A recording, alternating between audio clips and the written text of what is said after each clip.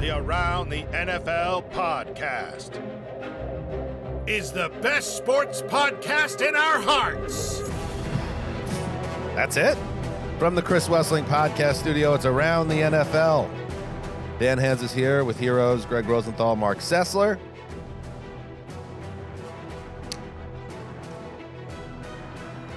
Walking on my way into the studio.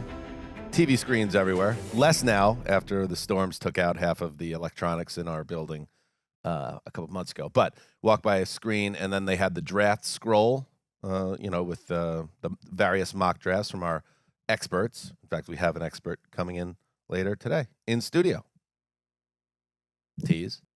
So the Jets logo. Now the Jets on Monday announced they have gone back, and it's interesting to when you start to get old, and hasn't happened for me yet, but yeah, and you realize that everything just repeats. So anyway, it started. Their logo is the Namath logo that everybody remembers. Then in the 70s and 80s, they had the blocky Jets font that we remember so well, Mark, with the jet on top. Sure. Then in 90, when Parcells got there, in 97, 98, they went back to Namath. Then they went to some type of bizarre hybrid during the Gase. I call it the Gase that era. And now they're back to the 70s and 80s. Jet so that's what I saw on the scroll, and I was like, that was cool. And then yesterday I also saw the Jaguars are celebrating their 30th anniversary. Wow. That will age a man. And they will be wearing throwbacks from 30 years ago. And I saw just before we started, Mark, you're mentioning. Yeah, well, the Cleveland Browns. I guess, remember the Browns had the horrible uniforms and they had to wait 5 years to get out of them, like during our. Cleveland was like plastered all over it. Like, we get it. You're from the land. All these other teams seem to be able to change whatever they want, like every couple of years. But Cleveland made a couple little tweaks and they went back to their white face masks, which they had from 75 through 95, right before they moved. So one of their best eras in the 80s there, especially early 90s with Belichick. Then again, though, in 99 through 2005, which was a disaster. But I think we don't talk about those years. No, the white face masks literally look better. I think they're going to maybe adopt like the thinner stripes. And there's little tweaks that they're bringing up, making it even more old. But we're out of ideas, Greggy. Yeah. When's the last? So the Brown. That's a throwback to the Jets I just talked about. When's the last time a team redid their uniforms and it was a completely fresh uniform and it was like, oh, that's cool? Or are we just now? We're just there probably are going some back answers, to the 70s and 80s. But you're right, none are. Like I remember when the Bucks rebranded in the late 90s, it was like, oh my God, they just totally everything feels different now. And sure enough, it was under Dungy. Well, let's think about that. Maybe we're missing one. ATP behind the glass, Big Funk. Maybe you guys. That's fashion. That's life. That's even art has these like different cycles. But yes, I always remember when we were growing up watching like the old NBA clips of how short Robert Parrish's shorts were in the NBA and Larry Bird at that time, thinking like, well, that's a ridiculous thing that will never happen again. Football and it's back. Is completely different. You watch basketball. tennis right now, like the shorts are actually shorter than the basketball shorts from the 80s, and it's coming for all of us. It's summer of thigh. And we love that trend. Thigh all three of us equally love that trend. I recently rewatched the 30 for 30 Fab Five, and that was a big part of their statement that they were different. It was like, I'm going to wear clown shorts, and everyone else is wearing the Spankies. Shout out to the Jaguars fans. You mentioning that it's the 30th anniversary. I know you guys don't want to hear us. Oh, the Browns and Jets, we've had it so hard. Like, sneaky a lot of heartbreak now. They've never made. They're still one of the only teams that have never made the Super Bowl. They're 30 years old. That takes up the vast majority of our lives here in a weird run that they've had because they were one of the best teams in the NFL for their first 5 seasons and been mostly stuck in mediocrity or below just since. As an asterisk, I would note that the Browns are one of the other few teams that have I get it. Been around for 250 I get it. years, I just mean in terms of living humans at this point, you're a 35-year-old with the Jags. You're a 40-year-old. It's been a lot of losing. And don't forget, Greg, you especially, although you conveniently have moved this out of your brain, Miles Jack wasn't down. I was going to say, was there like a heartbreak moment for the Jaguars? Well, sure. They made 3 conference championships. You didn't win one of them. Right. But when you basically have clinched a conference championship win and the officials and perhaps the league conspire to ensure the Jaguars don't get to go to the Super Bowl, so the Patriots can go to their 14th Super Bowl, as happened, without any doubt. That's exactly what happened. And so, Jags fans out there, it is the greatest what if in Jags history. Miles Jack wasn't down. 2017 AFC Championship. Do you remember that play? Of course, I remember that play, and Because he wasn't they down. had the Patriots on the ropes.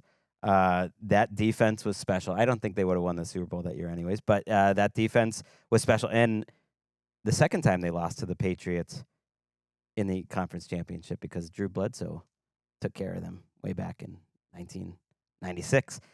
Probably their biggest heartbreak moment was the year they were the 1 seed, and they were, I think, were 16-2 or something. And their division rivals, the Titans, came in there and they stomped them. And I think the Jags were decent-sized favorites in that game. And Greg, they absolutely I knew you were going to do this. What are you talking about? The Jaguars' greatest heartbreak? Yeah, Greg, 20-10. I'm just saying that was their best team. 20. They were a 1 seed. Jaguars over Patriots. 13:37 to go in the fourth quarter in Foxborough. Jack picks up a loose ball. He's going into the end zone to make it 27-10 with 13 and a half minutes to play. Instead, they wave it off, and then the Patriots go on to win. No, they didn't want the Jaguars. It's hard to beat that. Here's the upset. You know what you shouldn't have done is blow a 2-score lead there in the fourth quarter. One upset to With a get to great the defense. AFC title game, that Should have Jaguars scored team, some points. the play caller for the Jaguars, Nathaniel Hackett. There he is. I don't know what he's unlearned since, but he had quite a nice run with the Jaguars. My name's Nathaniel Hackett. I think he actually, nice to that see really you out helped here. his career because he was able to say that, well, I made something out of Blake Bortles. Every He now went and to then, Green Bay 2 seasons later. every now and then, I feel like, we're underserving certain fan bases. Some teams get talked about more than others. We just gave a great look back on the Jacksonville Jaguars. Right, we lost Sometimes- most of our listeners, but that's No, okay. it's a fascinating. Here was a discussion. heartbreaking, crescendoing, rough moment for you Jaguars fans. Let's spend 12 minutes on it. Another underserved fan base, because of this guy to my left, the New York Giants. We're going to dive deep a little bit on them. That is the most. Our listeners, please tell us if you would disagree with that. Because Or tell us if you agree. yeah, because I think if you just did a word cloud of all the teams that we've talked about in the history of this podcast, and even in the last 5 years, Giants are easily top 10. I'll give and you a I word would go cloud. top 6. Yeah, but you're typically Because you guys love the Giants. but you're shading negative on them is I think where Right. Dan's going. Okay. Not Most we're not of- talking that's true. just Most of negative said talk. word cloud is Greg trying to assassinate the franchise's character or disregard them or disparage them or discredit them. And then us as journalists Right. needing to tell the other side of the story. Balance. This is a major pivot point in the current structure of Giants history. So we might need a certain segment to help us out. Time. Unpack it all with a special guest. And I did mention a special guest coming up. He is a draft expert. He has been with this company for many years. He is a good guy. All around. Chad Reuter. Yeah. Joining us, breaking down his last mock draft. But before that, some news. Yeah, I mean, first off, I just want to thank God, man. Woo! Burrow had my ass. Woo! It's Mahomes' house. Listen, I'm very happy for Travis Kelce, and he's currently dating the most famous woman in the world. She's a beautiful, talented woman, and he's a major star as a result. In fact, he's about to host a new show on Amazon Prime, Are You Smarter Than a Celebrity? Which is kind of funny because some of his old tweets, but that's separate. I think that's what makes him a good Yeah. choice. Yeah. But I do love me some pre-Taylor Travis, and that was from the AFC title game a previous season against the Bengals when, nobody, the Chiefs could never beat a Joe Burrow team. Well, they did in that game. I'm looking forward to Joe Burrow being back on the scene this year. If you We want need to that. talk your shit, pimp. See, that's pre-Taylor Travis. He's got a little bit more of the white boy flow, and he's, Well, and when they say that we are the people's podcast in their hearts, like we literally lost a contest for best sports podcast to Kelsey's right. podcast. So, but we're able to still see him as fair and balanced. It's an honor to be journalist. nominated, Mark. Just an honor. Well, true. Just an honor. All right, let's start with a little bit of draft intrigue because the Washington Commanders, picking number 2 in the draft, have obviously interest in a quarterback. And the Commanders are doing everything they can to be ready for next Thursday's big decision.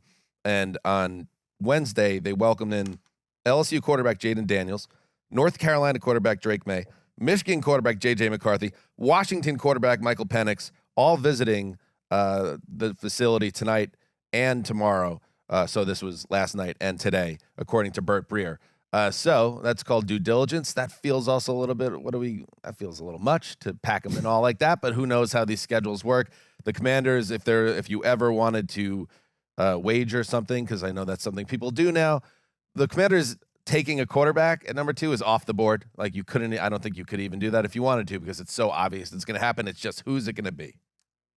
It's going to be Jaden Daniels, according to the betting markets that you mentioned, and according to Adam Schefter, who does this thing every draft season, I've noticed, where he kind of tells you what the picks are going to be, but he doesn't report them. But he'll do something like go on a Commanders fan podcast this week or last and say, like, yeah, I think you can pretty much order your Daniels jerseys. And it's like, that's interesting. And you look at what he's tweeted out, and he couches it all as if, like, you're not allowed to report this, but you kind of know it. And then he ends up getting it right, I found, with these high-level ones. And Bert? Adam Schefter. Oh, Schefter, yeah. And he's been on the Daniels front. So that's part of the reason why I wanted to bring this up was, to me, that is significant that he's become kind of the heavy favorite to go to Washington, which, as a Patriots fan, I'm thrilled about, because I'd love to get Drake May in the 3rd spot. But I also just imagine, what is it like in the facility when all these 4 quarterbacks are there?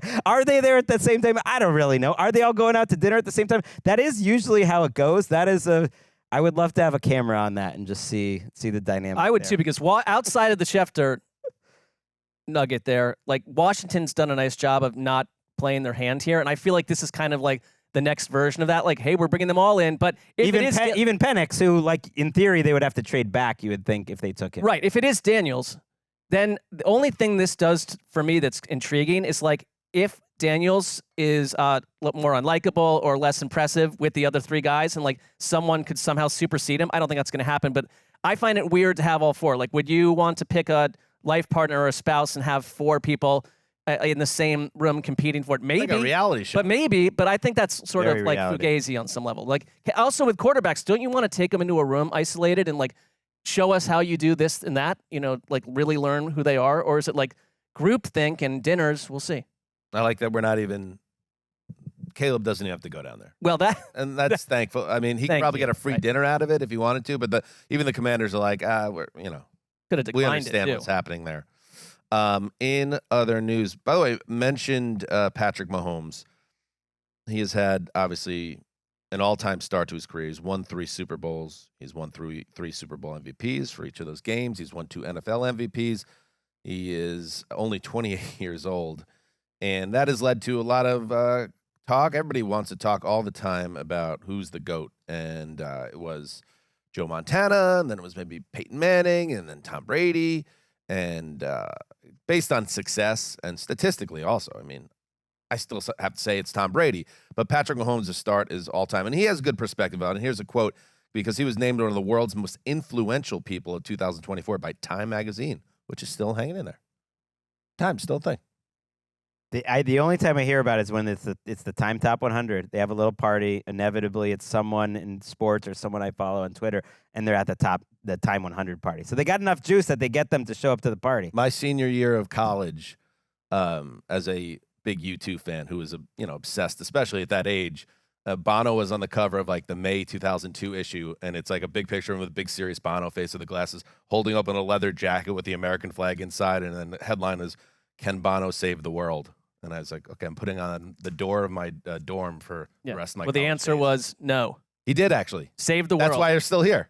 So. All right. Well, that is news to me. You're breaking that news. I feel like we're in decline on some level, but we're here. He did his best. Anyway, so here's what he had to say. I've had at least one of the top 3 starts to a career. I'll put it that way. I love that perspective. It is, but it's also, that's a little humble because he's had the best start. I don't know when you factor in not just team success, but also individual success, I don't think anyone touches him. I just appreciate that he is framing it in a way that is more intelligent to me than how all the sports talk yackers are talking about it. Because you can only compare, okay, what's he done his first 6 years? It's stupid to compare him to people who've had an entire career. It's just unfair, and It's stupid. But he's saying I've had one of the top 3 starts, and he's done the homework. He mentioned specifically Brady, who individually just doesn't measure close to that level. But I get it. He had 2 Super Bowl MVPs and 3 titles. So I think that's why Mahomes is thinking just hate titles. Montana, who had a very strong start to his career, an MVP in there, has a title in there, and some MVP votes. And he throws in Marino.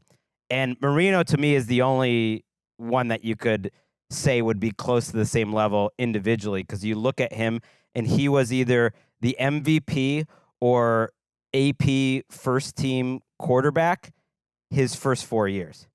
So he was, in terms of just ranking your quarterbacks, and I think Mahomes has always been in the top 5, usually the top 3, often the top 1, and he's been that throughout. The only one that could even compare would maybe be Marino. And the other one that popped in my mind, and I went to check the AP votes. Sam Darnold. Joe Namath. Because really, Joe Namath Close. basically didn't have a good career Right church, wrong pew. after his first 5 years. But in the first 5 years of his career, he was one of, if not the best quarterback in the league for about 5 years. I'd push back on Montana. He didn't cross 20 touchdowns until his 5th season. I know it's a different time, but Sure. he didn't. He was only 18 and 15 over his first 4 seasons. He barely played over his first 2 seasons. And then year 3 came and he won the Super Bowl and all that business. Top 5 MVP twice in his first 6 seasons. But you're right. It's not like Mahomes. I think Mahomes is, but he's correct to point back in history. And Marino was an outlier. He's looking at it all. No, I like that. And Marino's the first one I thought of that would be a little off the beaten path. He hit the ground running as a super duper star and went to the Super Bowl in his 2nd season when he won MVP, and he nenever got over the hump. Sounds like it's harder to do what the Chiefs and Mahomes have done in this era than back when 3 or 4 teams dominated the NFL for like long stretches of time. Right, Marino, it is crazy, man. He led the league in yards 4 out of his first 6 years. Had that great first season but he didn't start the whole season, where he was 3rd in MVP in a season he didn't start the whole season. Then he won MVP. Then he was the first team All-Pro, and then he was 3rd in MVP. That is just crazy. And he is. Shout out to the Dolphins fans who always stick up for him, because that is. How about that? And you heard me giving him love too. By the way, throwing for 5,000 yards and nearly 50 touchdowns in 1984 total outlier is absolutely insane. I'd love to see who the difference between first and second place that year. Marino of the mid-'80s, and you're not going to like this in some of your people, Greg. He's what you wanted Justin Herbert to be in his first 4 years, but he hasn't quite gotten there. He's that special. He's that guy. He's not that guy. That's that guy. No one. He's that guy. I would never put him in that category. Yeah, but I think the way the talk around Herbert. I don't think I don't think that Herbert chatter is as loud right now as it was even last offseason. I mean, I would have different. I would have liked that. I mean, he hasn't even been close to Mahomes. No one has. But yeah, it's not even a comp. All right. In other news, here's a guy who used to be talked about as a top quarterback, but not so much in recent seasons. Deshaun Watson, who is entering his 3rd season with the Browns. Yes. Suspended the first one, right? Been there 2 years. 2 years. Okay. I mean, vaguely. He's coming off a season-ending right shoulder injury that was very serious. He underwent surgery in November to repair what was a displaced fracture to the glenoid in his throwing shoulder. His throwing program is moving along. He said Tuesday that everything is in full motion. Everything is fluid and motion is really good. The velocity and the strength are really good. So everything progressing, although it's not sure, Mark, yet whether he'll be cleared for OTAs. So physically, he's not all there. Still absolutely blows my mind that it's not Joe Flacco who's there to fill in if this needs to take a little longer. It would be Jameis Winston. But Watson is on track, it seems, for 2024. There's just intense pressure on this working out, and we're 2+ years into it.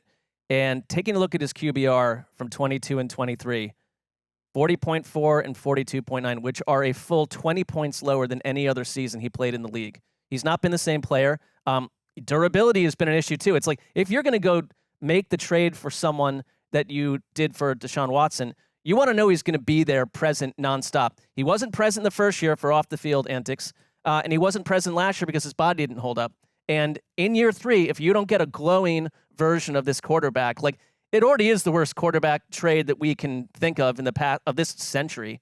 And it has a chance to become a full-bloom disaster. And it's crazy for me to think that Kevin Stefanski, who has won 2 Coach of the Year awards, which is atypical for a coach that's barely won a playoff game, like He was actually in his basement when they won that. that's the Yeah. yes. I mean, he's done a good job, especially when Watson's not been in there. He's done a good job coaching. In fact, better, I think. But the pressure on him and Andrew Berry and everyone else is immense because the quarterback's not going anywhere because of the money attached to him. Maybe this makes you feel better. Out of nowhere, I had a vision yesterday that Watson, I assume within this vision, although it didn't go into this realm, Watson gets hurt again, that the Browns pick up the phone and they call the Colts, who are happy with Anthony Richardson's progress and he's healthy, and they go and they get him back. Get Flacco. So all of a sudden you got the Joker Winston in there, but now let's get an adult in here, Flacco, while Watson idles away his time back in IR. Like if that happened in week 12, could Flacco win Comeback Player of the Year again? I would love it. It would be amazing. Can we cut this for when this inevitably happens in October, late October, right around Halloween? If Winston comes in there and outplays him, that'll be like the 7th different Stefanski quarterback that's done that under Let's him. just see how many can do it at this point. What the most newsworthy How do thing? you feel about it? Tell me how you feel about it. I'd love to see it. I think it'd be a fun fit with Stefanski. Watson, You'll have fun. You won't win a lot of games, but it'll be fun. Stefanski, Watson. He might not be fully ready until training camp. Wasn't worried about that. He did kind of, thing that annoyed me a little bit. He mentions like, hey, I might have actually hurt my shoulder in week 3. And so he was kind of throwing out these, and he did hurt his shoulder in week 3, but he might have had the injury that ended up requiring surgery, he said, in week 3, and he was playing through it. So kind of throwing that out there, which I didn't love. But one of the reasons I put this on there is I learned last week, and I meant to mention it here, that Deshaun Watson has a podcast, and Kevin Stefanski was a guest of this podcast. I saw this, yeah. And I was like, wait, what? What is Deshaun Watson talking about on his podcast? Okay. Like, I would love to know. I should go Is listen. it a tech podcast? Probably No, find out. it's called QB Unplugged. They've got some major issues. I went and checked their feed, and it's very inconsistent, but it says there's been quite a number of episodes. I think 13 episodes. Except it just, in the podcast feed, it skips from episode 7 to 13 with no mention, but many months in between. And the Stefanski one, which is up on YouTube, is not in that feed. Because I was curious. I actually was thinking, hey, maybe I'll listen to a Stefanski-Watson podcast. But it's not in the feed. So they've got some tech issues. Are you sure that like his whole life skipped about like 5 years? No, Well, they're, I mean, this they're was unplugged. yeah. So they were I would during maybe plug they were in. during the season last year. So I guess I'm just saying the are you podcast seems to be going as well as the career with the Browns so far. There are many podcasts featuring current and former NFL players that are worth your while. But when you hear things like Deshaun Watson has a podcast, we have saturated the market. Players, let's start. The union maybe should get involved and be like, hey guys, we're not letting you all do podcasts. Right. Because it's annoying to everyone. We're gonna knock it down. Now going forward, there are only 70 player podcasts, and we will let you know if you're on that list. I mean, Seems fair. It's countercultural to produce a podcast that's not available. Like, I think that's the next level. I guess some it's on level, Greg. YouTube, so maybe it's more that. I don't know. All right, let's take a break, and we'll now drill in when we come back on one of the teams that are at the center of next Thursday's round 1.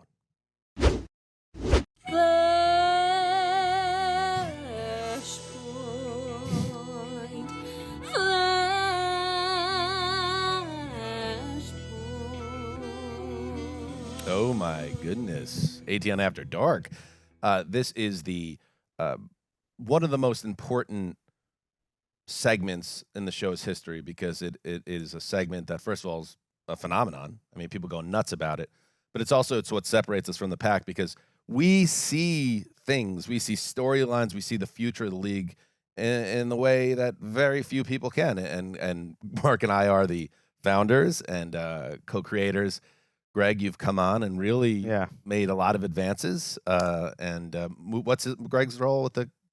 I was a production assistant to some degree, but I will say our most recent one introduced like the last 2 or 3 guests. Well, I'd say one, but yes, you had a Trenchant Eagles episode that I think, in the eyes of the listener, raised Greg's status within this world. Right. Well, He doesn't have to work on the other outside of this. The world. key is we have like a Patriots like humble nature to us, not trying to take Who's credit. we? Yeah, You know, well, the we all was of a us. little Oh, okay. presumptive there. Yeah. All right. Anyway, hit it again, because we now welcome in our guest, and I'm sorry that he had to listen to that internal conversation and bickering, and he's probably thinking, "What the hell are they talking about?"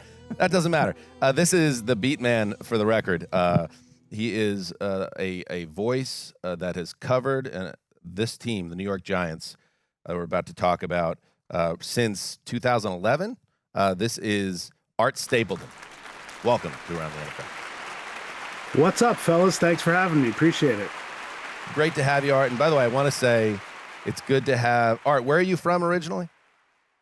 North Jersey, born and raised, and live in New York now. But New York, New Jersey. Bergen kind of County guy? Bergen County Okay. guy. So I grew up in Rockland County, and I would drive from Pearl River over the border to Montvale to get cheaper gas. And I just want to say, I was listening to your podcast, Art, getting ready for this segment today, the All In podcast, and All In with Art Stapleton. Got to get the name in there. I like that.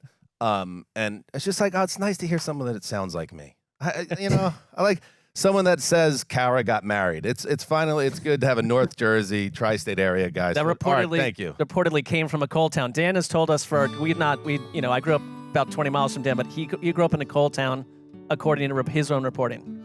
Yeah, I think everyone knows Pearl River is a coal town, Art, right?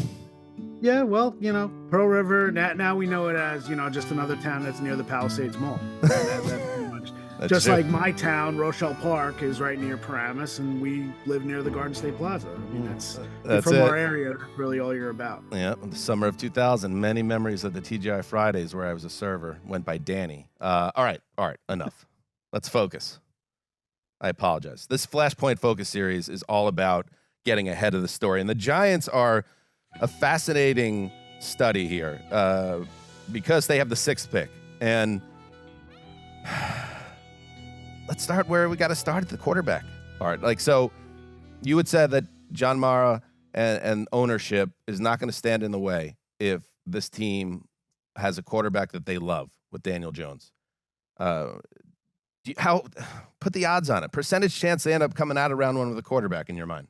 Well, if they were sitting at 3, I'd say 98.99999%, but they're not. So a lot of their quarterback quest, I think, is going to be dependent on what the teams ahead of them do in that situation. And if New England, Arizona, or the Chargers want to move, I think they'll look to move. John Mara told a story at the owners' meetings, and I'll try to keep it as concise as possible, but was just the idea back in 2004 when his father, Wellington, had to be convinced that it was time to move on from Kerry Collins and draft a quarterback and make a trade up. And Ernie Accorsi, the general manager at the time, and Tom Coughlin, the first-year head coach at the time, loved Eli Manning, and they wanted to make a trade up. And John Mara recalled having to convince his dad, look, we know you love Kerry Collins, but we have to make a move. And they ended up making that trade.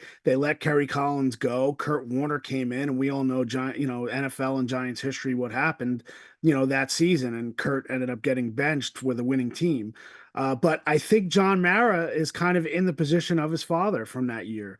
And he needs to be convinced that, the guy he loves, Daniel Jones, the guy he said a couple of years ago that, they've done everything to screw him up.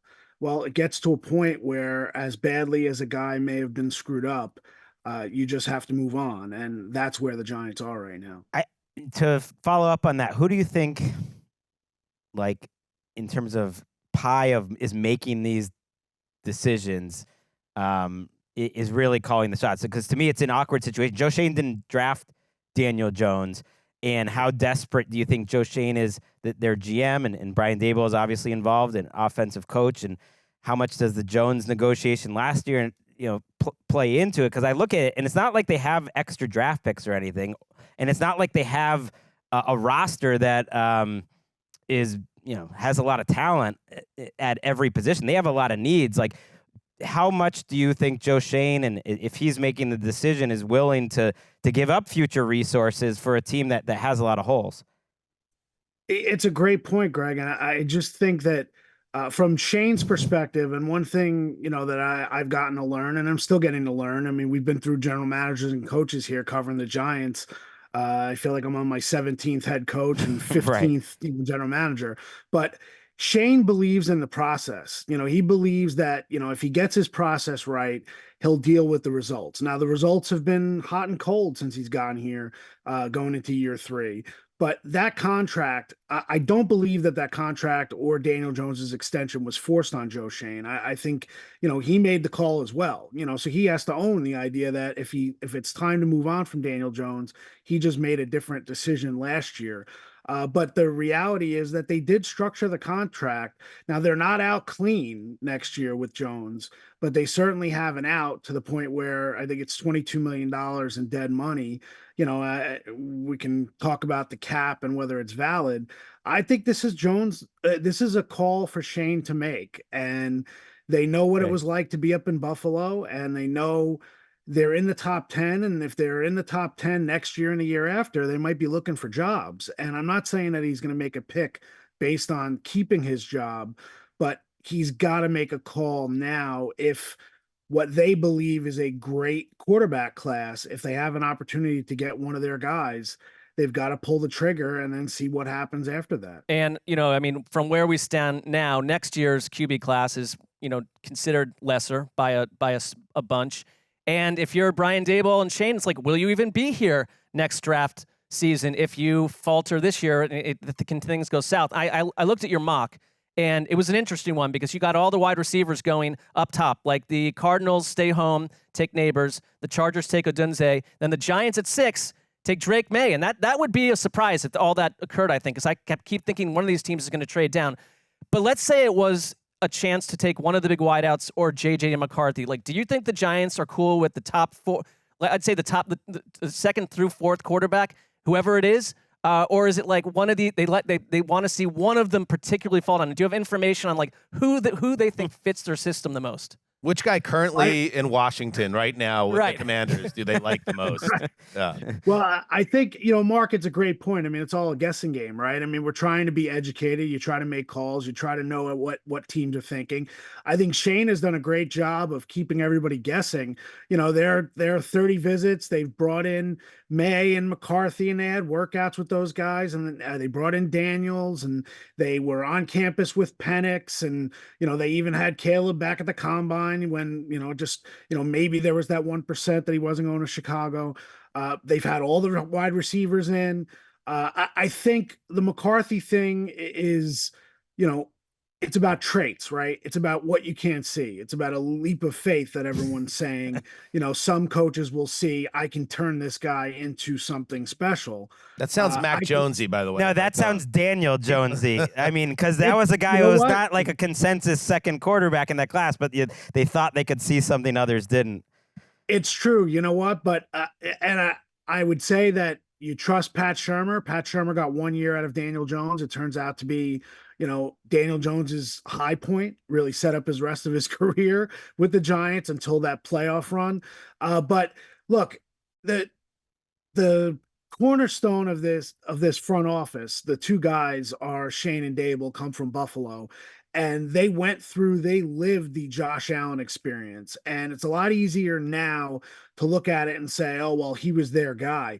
He was their guy, but it wasn't the popular guy. Mm-hmm. And I really think that they trust Daboll and, to an extent, Kafka and Shea Tierney, who's gotten a bump now as the quarterback's coach, that they can bring in a guy. Look what they did with Tommy DeVito last year. If we get a guy in that we believe in, we could turn him up and turn a JJ McCarthy or Drake May into the best quarterback in this draft. I don't know if they can, but I think that that's kind of some of the insight that I've gotten from the Giants, and that, just because we think JJ McCarthy has the potential of being the number 2 guy in this class is not going to we're not going to shy away from taking him. And, coincidentally this morning, again, it speaks to, and Art, apologies, the forward-thinking nature of this segment, Flashpoint Focus. Naturally. That NFL Network was airing Super Bowl 46 this morning between the Giants and Patriots. 2nd and 11. Welker, you got to pull it in, bro. 4 minutes to play, Greggy. 1 timeout for the Giants, and Pat's up 2.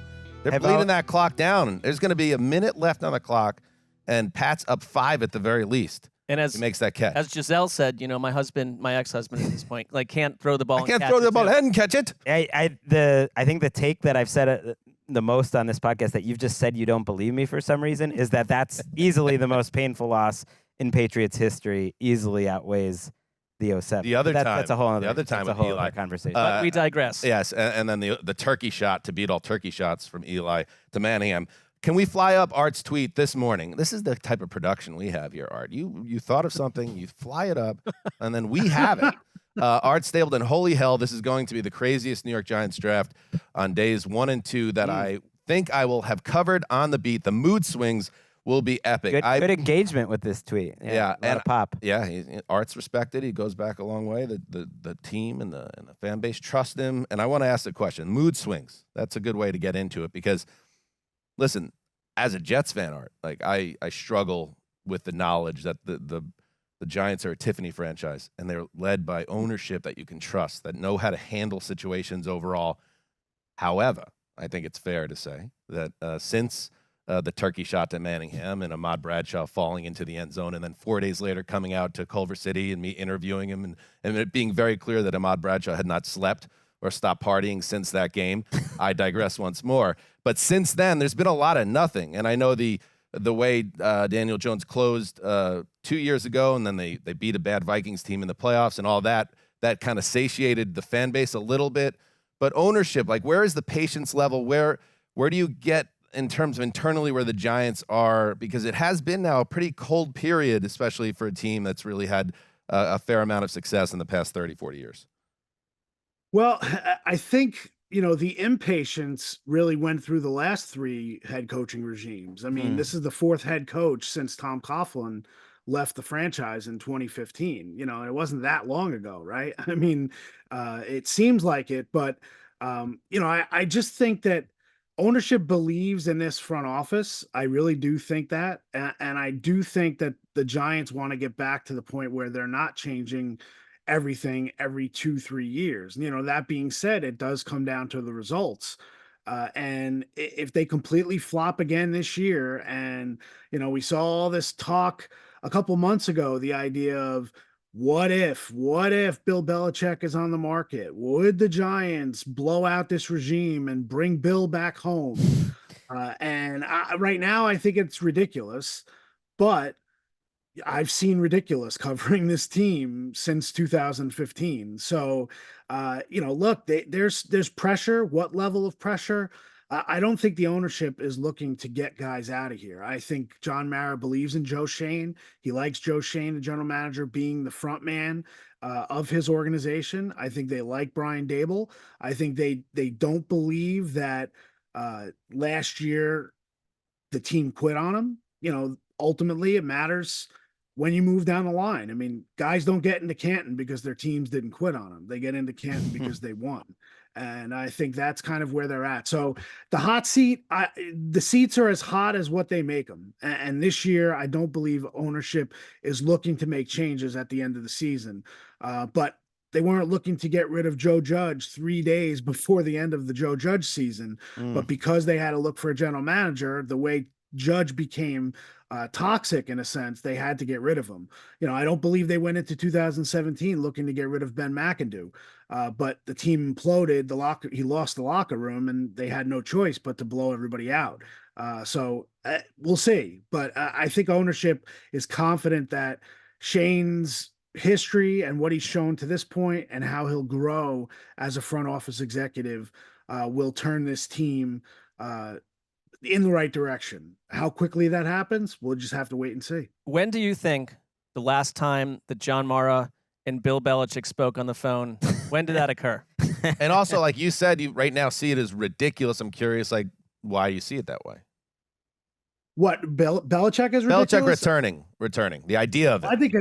I think the idea that everybody watched him in New England and saw how that went downhill. I mean, what would Bill be willing to do? Would Bill be willing to come in and work with Joe Shane in a front office, or would he have to pick his handpicked guy, or would Bill want to be the GM and be the head coach because that failed, or would Bill just want to coach the team?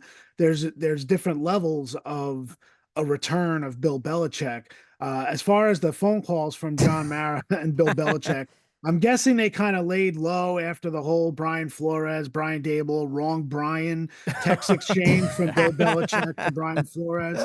But I could tell you, look, Belichick's heart, there will always be a piece of his heart with the Giants, and there will always be a piece of the Giants with Bill Belichick. I don't believe that going into the draft that John Mara is sitting there saying, you know what, if this fails, I'm bringing Bill back.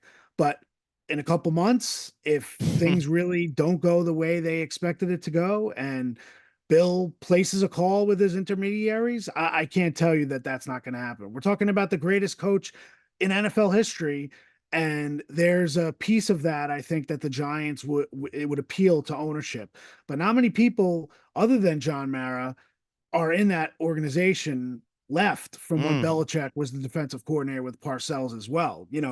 Belichick is as much the guy who lost the 2 Lombardis that are sitting in the lobby of the facility than he is the defensive coordinator that helped deliver the first 2 Lombardis. So that's kind of where the Giants are. It really does come down to John Mara and Steve Tisch to an extent, who is the co-owner.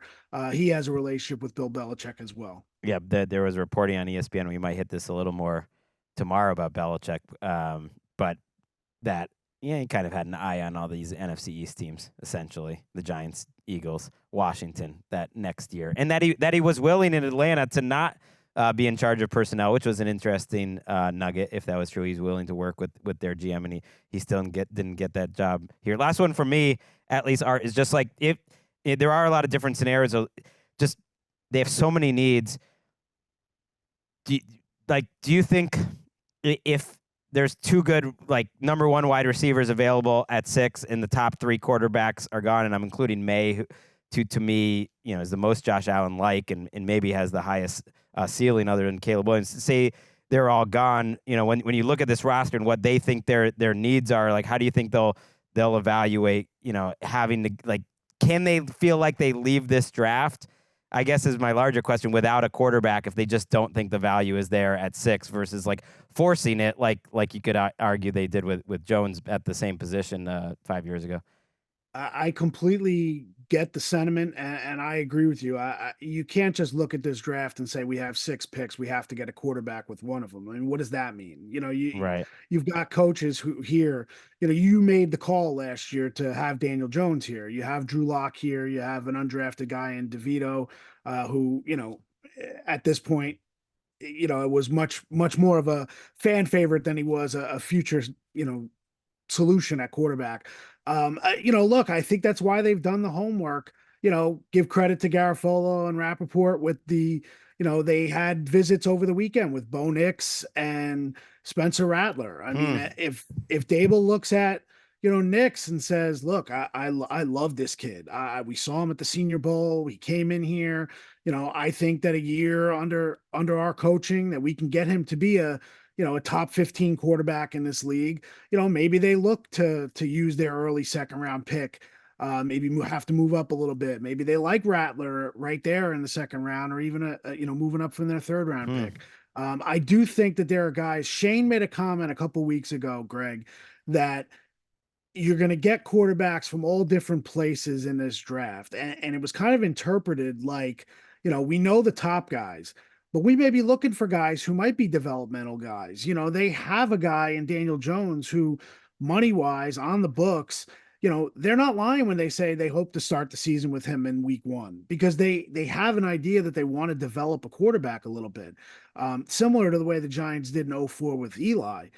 But the reality is, it's just going to have to depend on how their board breaks and how aggressive they're going to be. They don't have 11 picks, as you mentioned. They can't just all of a sudden start throwing picks around and saying, you know what, we need to get this quarterback. And if they do, they better be right, because if they're not right on the quarterback, especially if they get rid of assets to get a quarterback, they're going to be leave themselves short at other positions, and that is only going to hurt them on the field this year. And do you have ownership buy-in? Well, I believe they do to a point, but if they go against what ownership wants, and ownership says, you know what, we believe in you, but if it fails and fails miserably, then you got a problem. Art Stapleton, thank you very much, sir. And check out all of Art's Giants coverage. The Record, they're in North Jersey, northjersey.com. Of course, his podcast as well, if you want the latest on the Giants. All In with Art Stapleton. Thank you very much, good sir. And shout out to the Rockland Bergen Alliance. You got it, guys. Appreciate it. Thanks, Art. Thank you. There he goes, Art Stapleton. And it just did make me think. First of all, they really are. The mood swings are set up for the Giants because unless they make an aggressive move up the board, which you never know, but they kind of are. They have to wait it out and they have to see what is presented in front of them, and it could lead to a new quarterback or Greg, like you said. They could see how maybe they move back. They could see what the Patriots would take. It really feels like that's a logical partner. As a Giants to move up. fan, it's the nerves are high because it's hard to really what's happening the first two picks, obviously, but then like how these teams, and it's funny, this is how the draft and this is how the sausage gets made. Your entire organization's future is kind of hinging on these other teams in front of you and decisions they make, unless you try to put it in your own hands and move up the board. But that's very costly. And on the Belichick thing, Mark?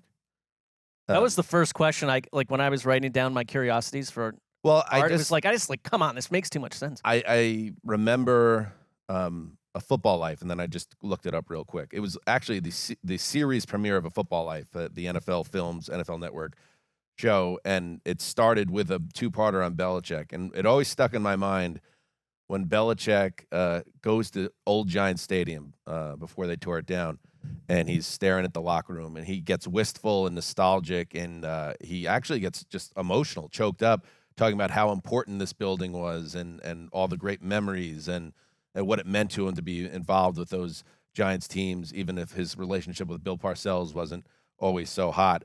So I would think he would be very interested in the right situation. And then it becomes about the Maras and the Tishes, whether they are, and again, the good thing for Giants fans, you guys overall, like, they have strong leadership. Like, are there reverse gears in their tank? Will they get sucked in by this, or will they look at it the way other people seem to be looking at Belichick as a depreciated asset at this age? I think Belichick's Q rating is going to just continue to climb towards next offseason. I just do, because I think suddenly you're going to have teams that have, Joe Fabitz at head coach, and it's like, wait a minute, we could have had or could have Belichick. And you've talked about the Belichick biographies, and they're great, but the Parcells one too does an incredible job of describing how the Parcells-Belichick relationship came to be. And I think Belichick was one of the most famous coordinators of that era. When sometimes coordinators were a little hidden. Absolutely. Oh, the most. Absolutely. And when he got the Cleveland job, right after winning that second Super Bowl with the Giants,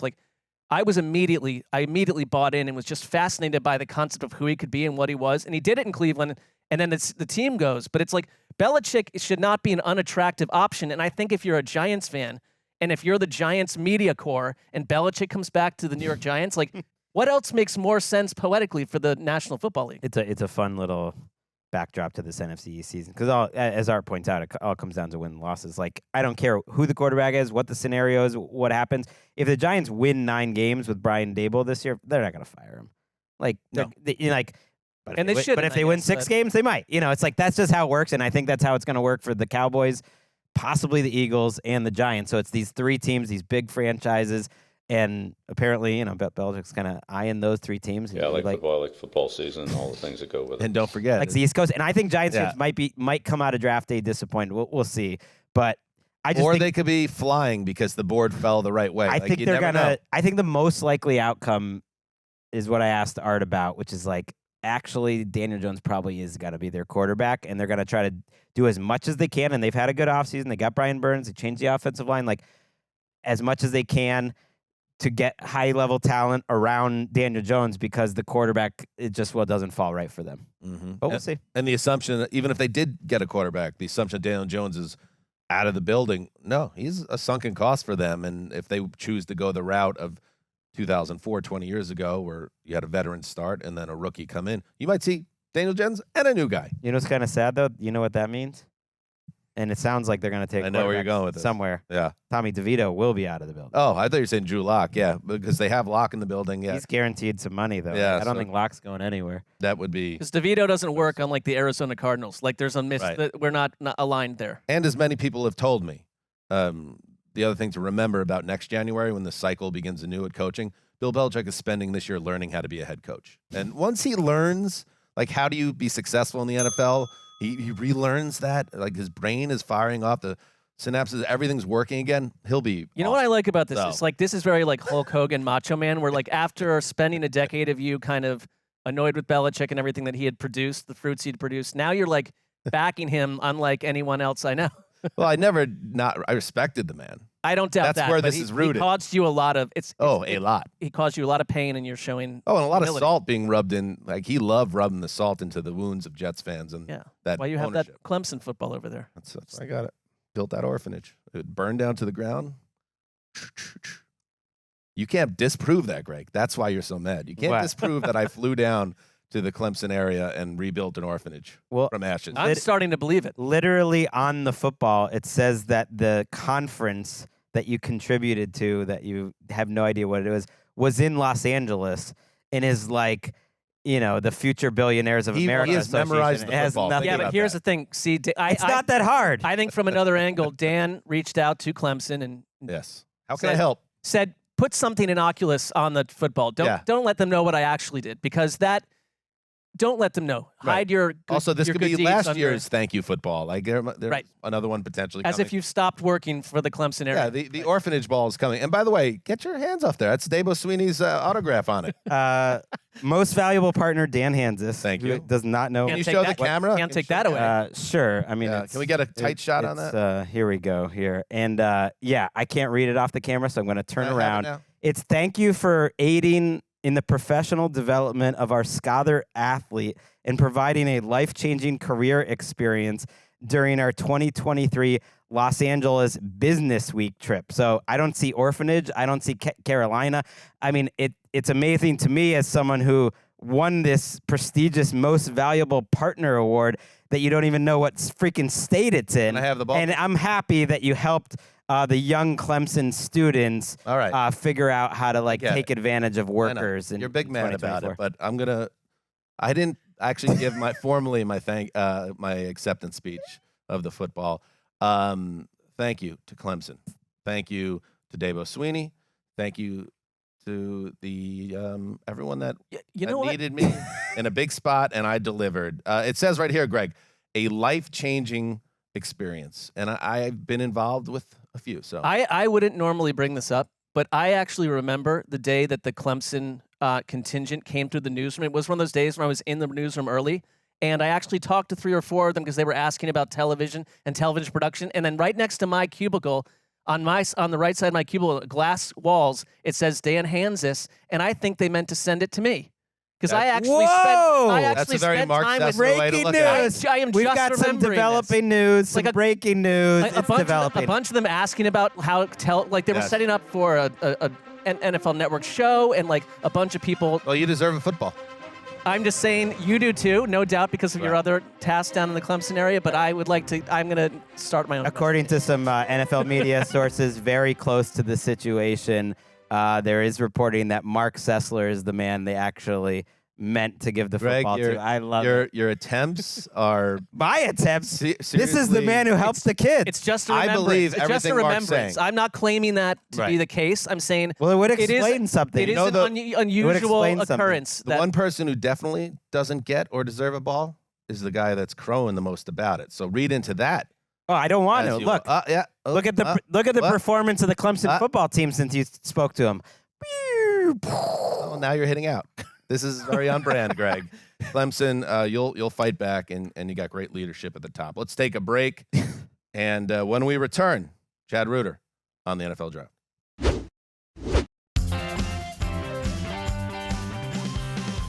All right, welcome back. So we just spoke with Art Stapleton breaking down the Giants and a very interesting path they have next week's draft, where they pick, all their different picks. What do they have, 6 or 7 picks, whatever.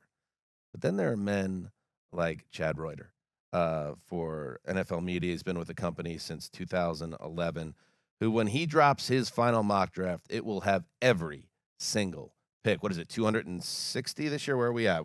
257. 257. That drops on Friday, and we're going to get a little sneak preview of it. So, Chad, welcome back to Around the NFL. Thank you, gentlemen, for having me on. It's a pleasure to be here. This draft class, you've been doing this since 2000 now. So, what are your thoughts on this draft class? Where do you give it a grade, the overall class? It is a B-ish. There's some great positions, some not very deep positions, and it's fun when there's quarterbacks. Look, I love offensive linemen. That's my favorite position, and not just because I'm a big dude, but that's part of it. Yeah, well, absolutely. One time I was at a Packers training camp, and Larry Bechtel, their longtime offensive line coach, saw me on the sideline watching, and he looked at his guys and said, "Hey, you guys better do this because you got guys on the sidelines there who can step in for you and play." So like, Ryder. So Ryder in the stands. Yeah, in a big spot. absolutely, exactly. But no, when there's quarterbacks, it's just more fun, and I think it's going to be a lot of fun, a lot of intrigue, and so I'm really looking forward to it. You're not messing around with the quarterbacks.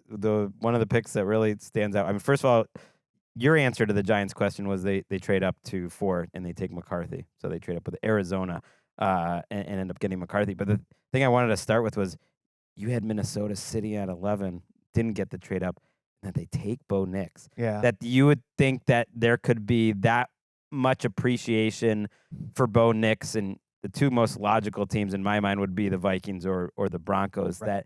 That he could go that high. Absolutely. If you look at Bo Nix, he is very much like Kirk Cousins, and if they want that similar type of guy, he's right there. But Kirk Cousins was like a 4th round pick. You don't usually take those guys that early, but it would be a wild thing to take a guy like that. And it's interesting. I remember because when Cousins got picked, I remember going back into the Culver, and we had kind of the debrief from the draft. Right, we were sitting around in a room, and people were saying, why would Washington take RG3 and then take Kirk Cousins? And people were saying it. Yep. And I said, hey, Kirk Cousins was 2nd round value. They got him in the 4th round. It was a good move. And the room went silent. Like I just said something about somebody's parents or something. So I think you're known to do, in fairness. Well, yeah. Look, you'll bury a parent. You don't give a You do it once. You do it once, and then people think you do it all the time, right? Yeah. So he was viewed as a more than a 4th round pick, and I think just the demand for the position. Minnesota, look, Sam Darnold, really solid player. They cannot just roll out Sam Darnold. So I think you put in Sam Darnold and a guy like Nix, and they work together and get it done.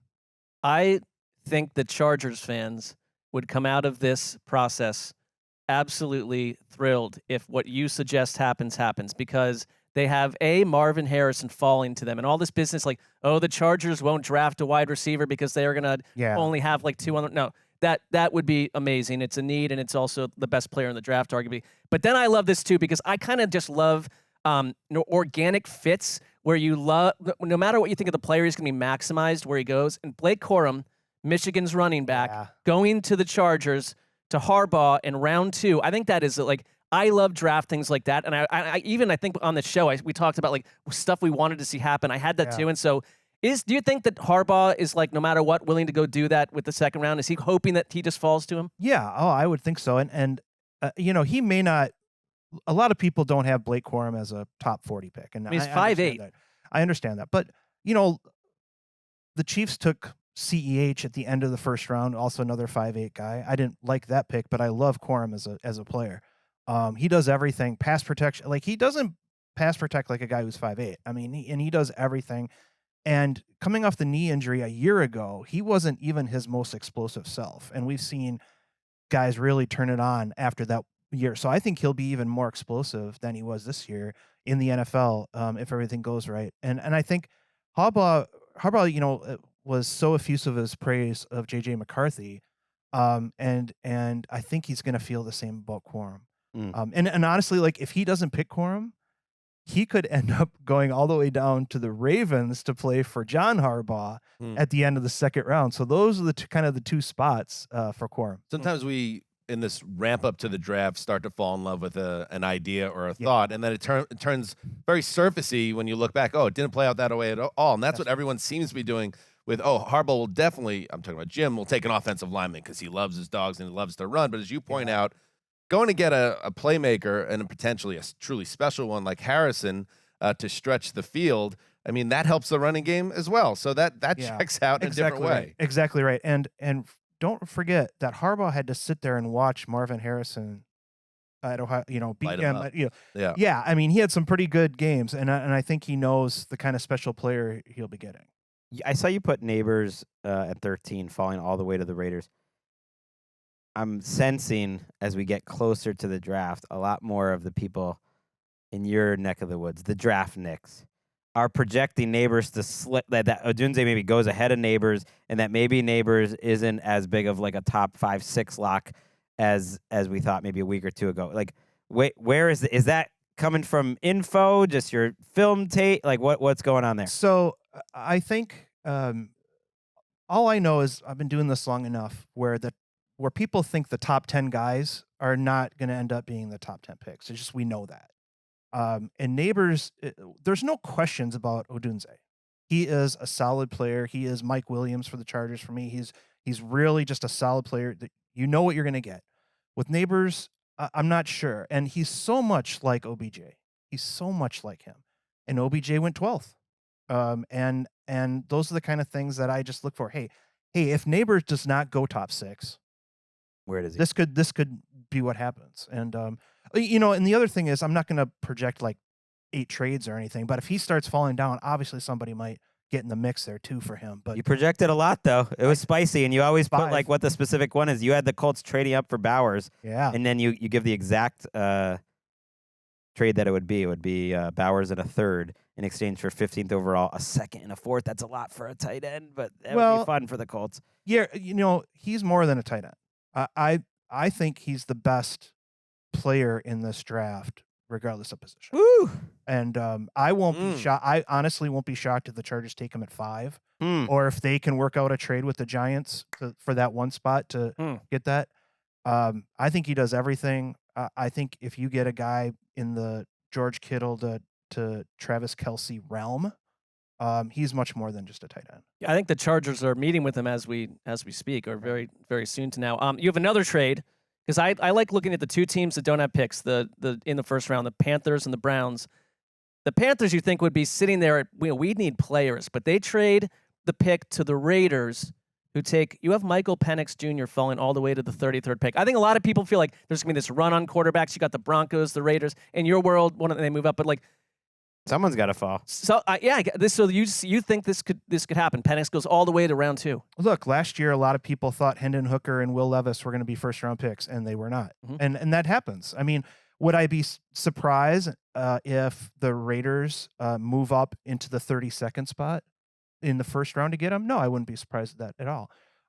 But the Carolina does not have enough picks, and they need a lot of players. And the previous administration kind of left them bereft of draft capital. So they're going to be looking for a deal like this. And if they can find it, they're going to take advantage of it. And so I think this makes a lot of sense. And look, Michael Penix lost parts of 4 seasons at Indiana to injury. You don't see a guy like that going in the first round very often. If it was a one-off, that's fine. But I think that's the thing. And with him, and he's really talented. I mean, if you put an offensive line around him, you give him the weapon, he's going to hit him, and he's a very talented thrower. But there's going to be questions about his knees and shoulder. So there you have another trade in the first round. Both teams intrigue me. Mm-hmm. So you have the Rams and Chiefs doing business, and yeah. I love that you think it's very possible that Les Snead goes to his dresser drawer and pulls out that F them picks T-shirt again. Oh, absolutely. And for another year to continue the streak that dates back to 2000, after 2016, will not have a first-round pick. That's interesting to me. So, but let's start first with the Chiefs, who, to me, this is the one that, as a layman, I still feel like the thing I'm really confident about is the Chiefs make a charge up the board in the first round to get a wide receiver, especially now with the Rashee Rice situation. Travis Kelce, another year older, not a lot of depth in general. You have him moving up to the middle of the first round. Let's talk about that. Yeah, I mean, I think Xavier Worthy out of Texas is a perfect fit for them. I know that they signed Hollywood Brown, but look, Worthy is very worthy of the Nailed it. and he's an explosive player. I wish you would just stand on your analysis right there. Like go blank and wait for us to change the exactly subject. right. Yeah. Exactly okay, right. No, but look, he's not just the guy who ran a fast 40. I mean, that's obviously one of his strengths, but he can catch the ball in short areas and make people miss. He can get down the sideline. I don't think safeties in college understood how fast he was because they would like try to get towards the sideline and then he'd be gone. And I think when you add that to the Chiefs' offense, and the Chiefs won 2 Super Bowls, but like they were not happy with how things played out on offense, right? And that's the kind of difference maker that they'll go up and get. The other thing that I if you guys remember when the Lions went up to get Jameson Williams, they went from 32 to 12 to go get him. And if Brock Bowers gets into that area, I'm really curious to see if they would go get him, or even if they think of Worthy that highly. That's where like fit is everything. Because Right. I do think Worthy is more dynamic than people are giving him credit for as like a real player. Like he's a much smaller player than Kadarius Toney, but I think could do some of the things that they were hoping Kadarius Toney could have done. Not that they've totally given up on that. Like if he lands with a team like the Chiefs, then you can see him being like quite Zay Flowers like, but maybe with more speed, which is like, but if he ends up on the wrong team and then he winds up being a bust, I think that's an amazing fit. But I really do have to say, I found one of your picks ridiculous and just questionable. With pick 230, Thanks for coming on. With 235, you had the Seahawks taking tight end McCallan Castles. Yeah. Chad was drunk and reach the beach when he reach. Wrote this cap. I know, right? For McCallan Castles to go top 235, you're gonna get a lot of pushback. I feel. You know, look, you got to take chances with this. I can't be the same as everybody else who put Castles at 251. Okay. You know, I have to take some chances. And it must be a that's one bizarre of them. process at the end of this 7-round thing of just like, Yeah, what is happening at the end there? You just kind of like Well, you've seen that. it's probably deep team information that you're leaning on in the 7th. You know, in Ted Lasso when he's playing darts against the mean guy that I can't think of the name of. No, look, you know the play. You get your population of like 300 some guys that are in the mix, and you've got team needs. You've got workout. You've watched them for the past 3-4 years, and you try to make some interesting ads. And at that point, you're like, okay, what team needs 2 edge rushers? What team needs 2 cornerbacks? What, you know, and so where are these? And you just try to get as many guys. And then you look for the off the radar guys who weren't at the combine. Like 30 guys who weren't at the combine will probably get picked. Wow. So you have to take all that into consideration. Circling back, the idea of the Chiefs getting Bowers makes so much sense, both because, you know, think about that, the 2 tight end set there, but also Kelce at 33 with a year or 2 left. Yeah. You get to learn under Kelce in the building and then have a locked and loaded potential superstar to replace him. There's just a lot of logic there. That checks out.